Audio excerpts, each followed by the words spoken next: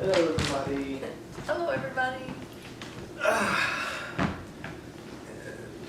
Good evening. It is Tuesday, the 24th.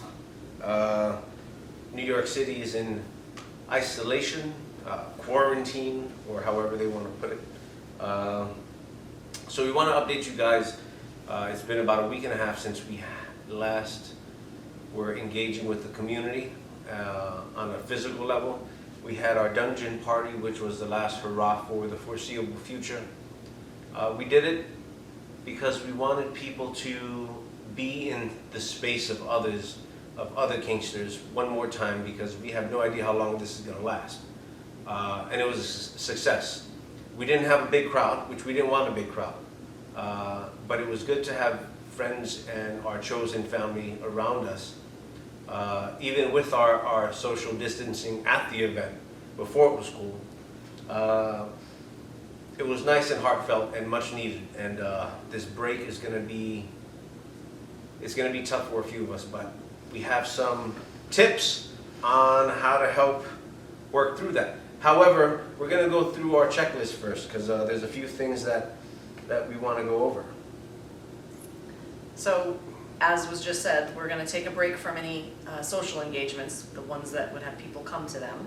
And we are staying on top of the facts, like I'm sure all of you are. And as soon as social gatherings are allowed to happen again, then we will bring our events back. Let's see, happy to connect. What's that? Right? Oh, the party break. Oh, okay. Yeah, we did that already. So, how to stay positive in these tough times. One of our other sisters sent us this this list, which we went over, and it's pretty inspiring stuff. It's very simple, but the message is there, and to hear positive words is important for us, especially in these times, because this isolation can be very depressing for most, if not everyone, to some degree. So, number one, while we can't do this because of social distancing, surround yourself with positive people. No man or woman, no person is an island. The people you hang around will have an effect on you, whether positive or negative. Make sure to stick to those people who inspire and support you, and who are models of the kind of person you want to become. Because soon enough, they're going to rub off on you. So, while we can't be there physically, who are we spending our time communicating with? Right? Who are the people that are leaving us feeling better than when we got there? Find those people. What do you think? I think that sounds good. Number two, when they deserve it, forgive. When they don't, forgive. Forgiveness is less for the other person and more for you. It's been said that harboring unforgiveness is like drinking poison and expecting the other person to die. It doesn't mean you have to forget what they did, but do your best to get rid of bitterness. Bitterness kills. Now, I never understood this until 5 minutes ago when I read this, because what they don't explain is forgiveness also comes, it doesn't come in the form of, I forgive you, let's be friends. Forgiveness can also come in the form of, you're dead to me, and you're a zero. So you don't have that power of making me angry because you have no value to me. See, so that's forgiveness too. Right? Okay. Right? I mean, if you say so. It's like you forgive the negative energy, right? I'm not going to even invest that negative energy into you because you're not even, you're zero. So, right, we can absolve that evil energy, right? Right. Right? Because no one ever says it like that. They make it sound like you have to fucking shake hands and be friends and be besties. No. Forgiveness comes in the, you know what? You're a fucking moron. Okay. I don't see you. All right. All right, very good. All right. And in the meanwhile, you can stay positive with people and work to let things go. Don't harbor resentments and grudges. Let things go. If you need to forgive someone for, and it's harder now because we're all, those that are cooped up with other people, it's easy to get on each other's nerves right now. You can zero them out and they're forgiven. Moving I on. really like that one. Moving on. Number three, discover what makes you happy and do it. Everyone's got a passion, something that excites them when they think about it. Take the time to explore who you really are as a person, your likes, your dislikes, and your interests, and then make a real effort to include more of those things in your daily life. So, this can be a hard one, because there's things we enjoy doing for the fuck's sake of it, like playing video games or watching movies, And they have a good value. They have a value in distraction, right? So where it's something that can help ease tension, ease stress, because you're not in your space of negativity or whatever's weighing you down. And then there's other discoveries of things that you enjoy that are creative and self-developing, right, and personal growth. And discovering that, like an art that you can use to express whatever you're feeling, or writing music, or writing stories. You know, something that can get your creative juices flowing and you engaging with more than just your eyes. This also dovetails into what we've been talking about, which is introspection. This is a good time to sit with yourself if you don't have, if you're not readily connected with the things you love to do. It's a good time to sit and see who you are, where you are right now, what are you interested in, because we have plenty of quiet time to do it. Number 4, learn the true definition of success. And success is not money, right? Possessions or achievements. Being successful as a person is all about kindness, love, and using your time to help others. After all, no one gets to the end of their life and wishes they worked longer hours and seen their families less, right? So seeing their family less, that's something that a lot of us are experiencing right now. Maybe success can come in the form of connecting through technology. We have it, right? Use it. Success in learning more about your history or your family, and not just in the technical terms, but in the emotional terms. We had dinner with my mom 2 nights ago, and I asked her, what was it like being a mother? You know, and We had dinner virtually. They're in Florida. We did it through the video conferencing that we're able to do now. So we sat together for an hour. and it was incredible. Kat was able to connect with my mom and hear the stories, but we were also able to hear what motherhood meant to someone. My mother at that, right? And it was really incredible. Number 5, be yourself. Did I say that one right? No. Be true to yourself. Be true to you.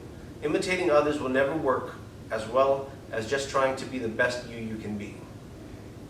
In imitation, you'll always be second place, but no one is better at being you than you are. This also comes with introspection, right? And while a lot of us don't like to admit it, we're living lives other people have created for us. And this time of isolation, a lot of people are seeing that they don't know who they are without those outside connections and those associations around identity, right? Taking this time to do that work, it can be life-changing. And this is the most incredible time to do it because you have to be alone, right? It's like you have to be by yourself. Well, a lot of people's hats are put aside. They're not at work. Then you're not able to take care of the family members who aren't with you right now. There's a lot of responsibilities we've all been relieved of right now because all we can do is stay inside, wherever it is we landed when the quarantine came down. So we have more time. And think about your friends that are extroverts, right? How hard this can be for them right now. Because they are outdoor people. They're social animals, right? We're social animals because I'm one of them. The hard realization with that is depression and loneliness, right? And that's part of who they are. So if you can reach out to them, just to drop a line and say hi, just to drop a FaceTime, a FaceTime call so that you can connect with them. And you can show and you can be each other as opposed to talking the nonsense, the superficial stuff. You can look at each other and ask how each one is doing genuinely. Number 6, don't rely on approval. Don't wait for others to agree with you. There's only one person who can tell you what's best for you, and that's you. Again, going back to introspection, we have this incredible opportunity to do this work. And it's not just what do I like, but emotionally, spiritually, in personality. See what Yeah. what matters. And it's an ongoing process. So no matter where you are in your development, there's always opportunity to go deeper. And number 7, do more of what you love. Find what you're passionate about, and the rest will follow. The rest, I'll leave it at that, because the rest is pointless. It doesn't work at this point because of our situation. But doing more of what you love and what you're passionate about. Again, moving past that watching TV and eating, you know, that's cool. But look for things that are going to help you grow in this time. Follow up on that hobby. Follow up on that passion that you've been wanting to do. If it's playing the guitar, if it's learning how to roller skate and all you got is your hallway, do it, right? I mean, there's no better time than now.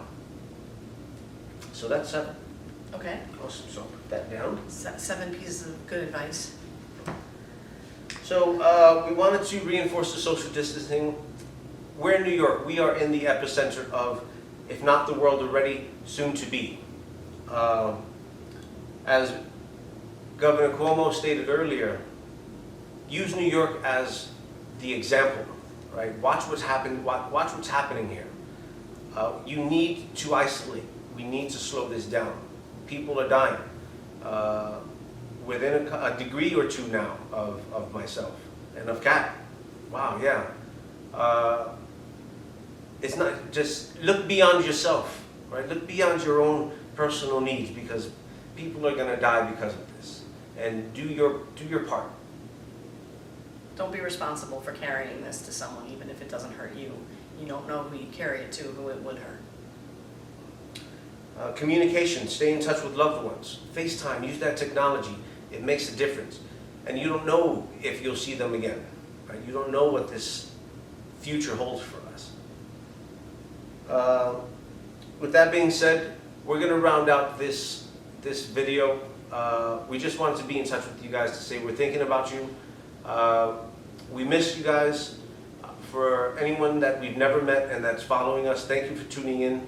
And we hope that you stick around and connect with us. We have a few different ways, but we're going to post this on Facebook, on Instagram, on FetLife, and yada, yada, yada.